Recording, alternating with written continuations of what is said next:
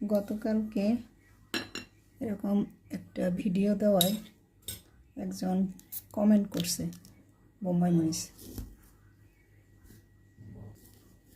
যে মেয়েটাকে নাকি অস্বাভাবিক খাবার খাওয়াই আমি।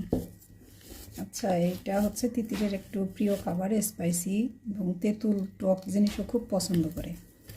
তাই আমি কি করলাম, পাহাড় থেকে পাহাড়ি তেঁতুল আনালাম তিতিরের জন্য। তো শুধু তেঁতুল খেলে তো একটা বাচ্চা কি খেলো, তার তো খাবারটা হলো না, কিছুটা বাকি থাকে। তাই আমি যেটা করি, পিঙ্ক সল্ট, কোকোনাট সুগার আর দিয়ে দেবো এই অলিভ অয়েল। আর আজ হচ্ছে কি করলাম, একটা ক্যাপসিকামের অল্প একটু অংশ আর টমেটো, এটা দিয়ে মাখাই দিব।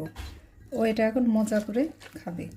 তো এটাতে যেটা হলো, আমি মা হিসাবে চিন্তা করি যে ও যে খাবারটা খায় সে খাবারটা ওর কতটুকু কাজে লাগে, সেখান থেকে ও কী পেলো। তো এখন যে বোনেরা কমেন্ট করেন যে অস্বাভাবিক খাবার মেয়েকে খাওয়াই, আমি খাই, সেজন্য এই অবস্থা।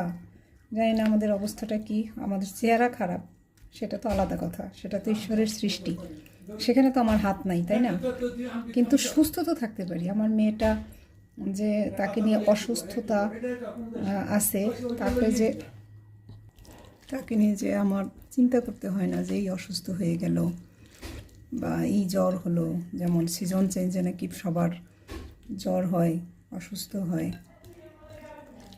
তো জানি না কোনটা ভালো, বাচ্চাকে প্রসেস করে দিলে ভালো নাকি এইভাবে একটু চিন্তা করে ভালো খাবারটা দিই সেটা ভালো, সেটাই বুঝতে পারি না। দেখেন এখন এই খাবারটা কি হলো, যে পুরা একটা ভালো খাবার, এটাও মজা করে যেহেতু খাবে আর শরীরেরও উপকার হবে।